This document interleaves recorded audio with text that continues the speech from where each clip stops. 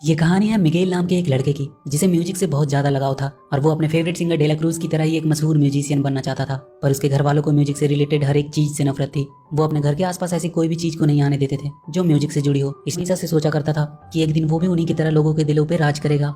एक दिन बाजार में मिगेल एक म्यूजिशियन का बूट पॉलिश करते वक्त उसे अपने दिल की बात बता रहा था कि वो भी सिंगर बनना चाहता है, पर उसके परिवार वालों की वजह से वो गा नहीं सकता। वो आदमी उसे कहता है, ऐसे ही अगर तुम डरते रहे तो कभी भी म्यूजिशियन नहीं बन पाओगे। वो मिगेल को आज रात होने वाले टैलेंट शो में हिस्सा लेने को कहता है। वो उसे अपना गिटार भी देता है बजाने के लिए, पर तभी मिगेल की दादी वहां आ जाती है और उस म्यूजिशियन को चप्पल से मारकर वहां से भगा देती है। वो मिगेल को अपने साथ घर ले आती है। मिगेल के मॉम डैड उसे समझाते हैं कि म्यूजिक वाले लोगों से हमेशा दूर रहो। मिगेल उसे सिर्फ आज रात वहां जाने की परमिशन मांगता है, पर उसकी दादी कहती है कि आज तो बिल्कुल भी नहीं, क्योंकि आज श्रद्धांजलि दिवस है और सब लोग अपने पूर्वज की तस्वीर के साथ कुछ चढ़ावा रखते हैं, जिसकी वजह से उनके पूर्वज उनसे मिलने आते हैं और अगर वो उनकी तस्वीर नहीं रखेंगे तो उनकी आत्मा इस दुनिया में नहीं आ पाएगी। मिगेल उनसे दादी कोको के पापा के बारे में पूछता है कि उनकी तस्वीर हम क्यों नहीं रखते, तो उसकी दादी उसे इस बारे में कुछ भी बताने से मना करती है।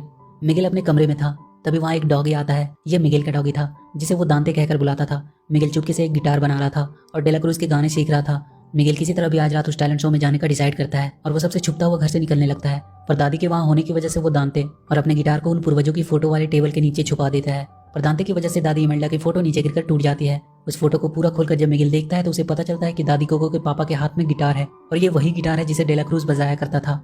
वो समझ जाता है कि डेला क्रूज ही उसके परदादा हैं। वो खुशी के मारे उस तस्वीर को लेकर अपने सारे परिवार को बताता है कि उसके परदादा एक महान म्यूजिशियन थे और वो भी अब उन्हीं की तरह बनेगा। उसकी दादी गुस्से से उसका गिटार तोड़ देती है। मिगेल नाराज होकर वहां से भागकर बाजार में आ जाता है। वो वहां के बहुत से लोगों से गिटार उधार मांगता है ताकि वो परफॉर्म कर सके, पर हर कोई उसे गिटार देने से मना कर देता है।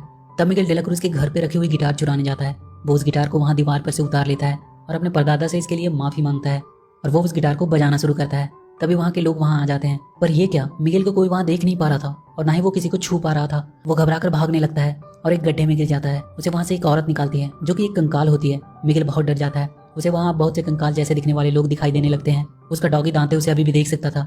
वो उसके पीछे भागने लगता है और एक कंकाल से टकरा जाता है। वो मिगेल के रिश्तेदार ही थे। वहाँ उसे उसके और भी सारे रिश्तेदार मिलते हैं। उसके रिश्तेदार भी परेशान थे कि कोई जिंदा इंसान ऐसे कैसे बन सकता है।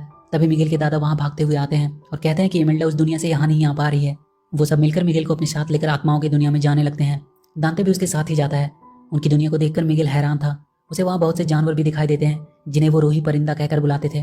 उनकी दुनिया में भी सब कुछ सिस्टमेटिक रूप से था। उनके गार्ड्स उन्हीं आत्माओं को इंसानों की दुनिया में जाने देते थे जिनकी तस्वीर उनके घर वालों ने श्रद्धांजलि दिवस पर लगाई होती है। वहाँ एक हेक्टर नाम का कंकाल था जो कि हमेशा से उस दुनिया में जाना चाहता था, पर उसकी तस्वीर किसी ने कभी नहीं लगाई, इसलिए उसे बार बार रोक दिया जाता है। वो भागने की कोशिश करता है पर वहाँ के गार्ड्स उसे पकड़ लेते हैं।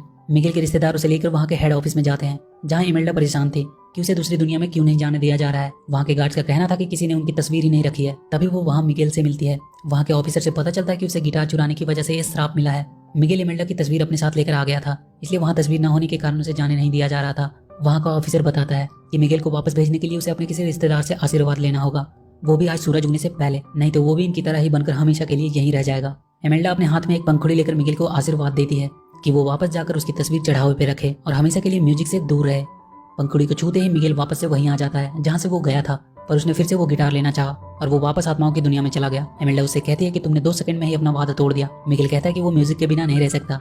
वो बाकी के सब रिश्तेदार से आशीर्वाद मांगता है जिसमें कोई शर्त ना हो, पर कोई उसे म्यूजिशियन बनने का आशीर्वाद नहीं देना चाहता था। मिगेल वहां से भाग जाता है। वो कहता है कि म्यूजिशियन बनने के लिए वो एक म्यूजिशियन से ही आशीर्वाद लेगा और वो अपने परदादा डेला क्रूज को ढूंढने निकल जाता है। इमेल्डा मिगेल को ढूंढने के लिए एक रूही परिंदा पपेटा को बुलाती है। मिगेल को वहाँ वही हेक्टर मिलता है। वो कहता है कि वो डेला क्रूज को जानता है और वो उसकी मदद करने के लिए तैयार हो जाता है, पर उसके बदले में उसकी तस्वीर ले जाकर उसे उस दुनिया में लगानी होगी। मिगेल मान जाता है। हेक्टर मिगेल के फेस पर पेंट लगा देता है ताकि उसे कोई पहचान ना सके। मिगेल वहाँ डेला क्रूज के प्रोग्राम का बैनर देखता है। हेक्टर उसे बताता है कि हर साल डेला क्रूज अपने शो के साथ श्रद्धांजलि दिवस को खत्म करता है और वहीं जाकर हम उनसे मिल सकते हैं। हेक्टर उसे लेकर एक जगह पे जाता है जहाँ डेला क्रूज अपने प्रोग्राम का रिहर्सल करता है, पर वहाँ पहुंचकर उसे पता चलता है कि वो कभी रिहर्सल पे नहीं आता है। उससे अगर मिलना है तो उसके घर जाना होगा जहाँ वो आज रात एक बड़ी पार्टी देने वाला है, पर उस पार्टी में वही जा सकता है जिसके पास उस पार्टी का पास हो। लेकिन एक और रास्ता भी है। आज डेला क्रूज चौक पे होने वाले म्यूजिक कंपटीशन में जो जीतेगा उसे डेला क्रूज से मिलने का मौका मिलेगा। मिगेल हेक्टर से एक गिटार दिलवाने को कहता है। हेक्टर उसे लेकर एक आदमी के पास जाता है और उनसे उनकी गिटार उधार मांगता है। वो हेक्टर को एक आखिरी बार उनका फेवरेट गाना सुनाने को कहता है। हेक्टर को गाता देख मिगेल को विश्वास नहीं हो रहा था कि ये भी इतना अच्छा गा सकता है, और वो गाना सुनते सुनते वो आदमी सुनहरी धूल में बदल जाता है और कहीं गायब हो जाता है। मिगेल हेक्टर से पूछता है कि उसे क्या हुआ। हेक्टर उसे बताता है कि जब जिंदा दुनिया में कोई याद करने वाला नहीं बचता है तो इस दुनिया को भी छोड़कर जाना पड़ता है और ये होती है आखिरी मौत। वहां से गिटार लेकर वो जाने लगते हैं। हेक्टर मिगेल को बताता है कि वो डेला क्रूज के गाने खुद ही लिखा करता था। मिगेल को लगता है कि ये फेंक रहा है, चौक पे मिगेल अपनी परफॉर्मेंस शुरू कर देता है और हेक्टर उसके गानों पे डांस करता है। उनका परफॉर्मेंस सबको बहुत पसंद आता है, पर तभी मिगेल देखता है कि उसके रिश्तेदार उसे ढूंढते हुए वहां आ गए हैं। हेक्टर मिगेल से कहता है कि वो अपने रिश्तेदार से आशीर्वाद लेकर वापस चला जाए और उसकी तस्वीर वहां लगा दे, क्योंकि उसकी यादें मिट रही है और उसके पास अब ज्यादा वक्त नहीं रह गया है। पर मिगेल हेक्टर को भी छोड़कर वहां से भागने लगता है। दादी एमेल्डा उसका पीछा करती है। एमेल्डा अपना एक गाना मिगेल को सुनाती है और उसे समझाती है कि उसके परदादा अच्छे इंसान नहीं थे, वो उन लोगों को अकेला छोड़कर चले गए थे। तुम बताओ, तुम्हें अगर म्यूजिक और परिवार में चुनना पड़े तो तुम क्या चुनोगे? मिगेल कहता है कि उसे नहीं चुनना किसी को, आप उनका साथ भी तो दे सकते थे, परिवार तो होते ही इसीलिए है ना। और वो वहां से चला जाता है अपने परदादा डेला क्रूज के घर और वहां एक म्यूजिक बैंड के साथ छुपकर वो उसके घर में एंट्री करता है। हेक्टर भी रूप बदलकर उस पार्टी में घुस जाता है। मिगेल डेला क्रूज को बताता है कि वो उसका परपोता है और वो भी उनकी तरह ही म्यूजिशियन बनना चाहता है। डेला क्रूज भी खुश था और वो मिगेल से कहता है, तुम अपने सपने को किसी और के लिए छोड़ नहीं सकते, तुम वही बनो जो तुम चाहते हो, चाहे कोई भी कुछ भी कहे। वो मिगेल को म्यूजिशियन बनने का आशीर्वाद देने लगता है। तभी हेक्टर वहां आ जाता है। वो मिगेल को अपनी तस्वीर देता है। हेक्टर डेला क्रूज को कहने लगता है कि आज उसके साथ जो भी बुरा हो रहा है उसकी वजह डेला क्रूज ही है। उसने उसकी सारी लिखी हुई गानों को अपना गाना बना लिया और इतना फेमस हो गया। डेला क्रूज हेक्टर से कहता है कि उसने जानबूझकर ऐसा नहीं किया, वो दोनों साथ में गाना बनाते थे, पर हेक्टर के मरने के बाद उसे समझ नहीं आया कि वो क्या करे, इसलिए उसने उन गानों का क्रेडिट हेक्टर को नहीं दे सका। हेक्टर डेला क्रूज से मदद मांगता है ताकि वो अपनी तस्वीर उस दुनिया में लगवा सके।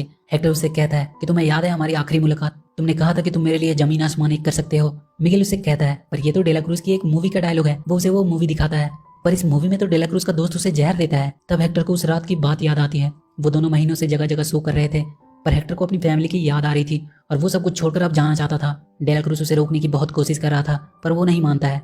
फिर डेला क्रूज ने उसे एक आखिरी जाम पिलाया और रास्ते में ही हेक्टर की मौत हो गई।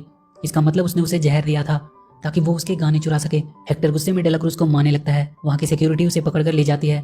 डेला क्रूज मिगेल को भी आशीर्वाद देने से मना कर देता है और हेक्टर की फोटो भी अपने पास रख लेता है। वो उसे भी सिक्योरिटी से बाहर निकाल देने को कहता है ताकि वो वापस जाकर किसी को उसकी सच्चाई ना बता दे। मिगेल को एक गहरे गुफा में फेंक दिया जाता है। हेक्टर भी वहीं था, पर वो धीरे धीरे पीला पड़ रहा था। वो कहता है कि उसकी बेटी कोको उसे भूलती जा रही है और अगर वो मर गई तो वो भी सुनहरी धूल बनकर इस दुनिया से कहीं और चला जाएगा, पर वो अपनी बेटी कोको से कभी नहीं मिल पाएगा जिसके लिए उसने इतने सालों तक इंतजार किया। कोको का नाम सुनकर मिगेल उसे वो फोटो दिखाता है और कहता है कि क्या ये तुम हो? तब मिगेल को पता चलता है कि हेक्टर ही उसके असली दादू हैं। डेला क्रूज ने उसके गिटार और गाना सब कुछ चुरा लिया।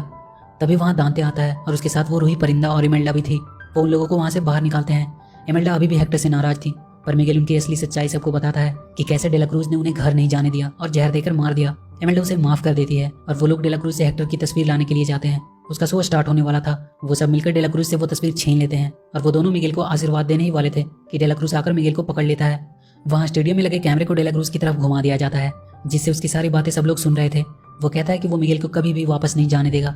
मिगेल कहता है कि तुम झूठे हो, तुमने हेक्टर के गाने चुराए हैं। वो मिगेल को वहीं से नीचे फेंक देता है। मिगेल के हाथ से हेक्टर की तस्वीर नदी में गिर जाती है। वो रूही परिंदा आकर मिगेल को गिरने से बचाता है। डेला क्रूज वापस से अपने प्रोग्राम में आ जाता है, पर सबको उसकी सच्चाई मालूम हो चुकी थी। सब उससे अब नफरत करने लगे थे और वो रूही परिंदा उसे उठाकर दूर फेंक देता है, जहाँ एक बड़े से बेल से वो दब जाता है। हेक्टर और इमेल्डा मिगेल को आशीर्वाद देते हैं क्योंकि समय बीतता जा रहा था और मिगेल बिना हेक्टर की तस्वीर लिए वापस आ जाता है। वो भागता हुआ कोको दादी के पास जाता है और उन्हें उनके पापा की याद दिलाने की कोशिश करता है।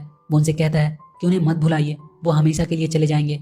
तब मिगेल कोको दादी को वो गाना गाकर सुनाता है जो उनके पापा उसे सुनाया करते थे। कोको दादी की भी याद आने लगती है और वो भी मिगेल के साथ साथ गाना गाने लगती है।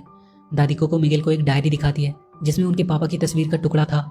उस डायरी में बहुत से लेटर थे जो हेक्टर कोको को लिखा करता था और अब 1 साल बाद फिर से श्रद्धांजलि दिवस आ चुका था। अब सब लोग डेला क्रूज को ना याद करके हेक्टर को याद कर रहे थे क्योंकि कोको के पास से मिली चिट्ठी में उन सभी गानों के बोल थे जिसे डेला क्रूज ने गाया था। दादी कोको भी अब ये दुनिया छोड़कर अपने पापा के पास जा चुकी थी। मिगेल के सारे पूर्वज के साथ साथ अब हेक्टर की भी तस्वीर लगा दी गई थी और अब हेक्टर भी ये दुनिया अपने परिवार वाले को देखने के लिए आ सकता था।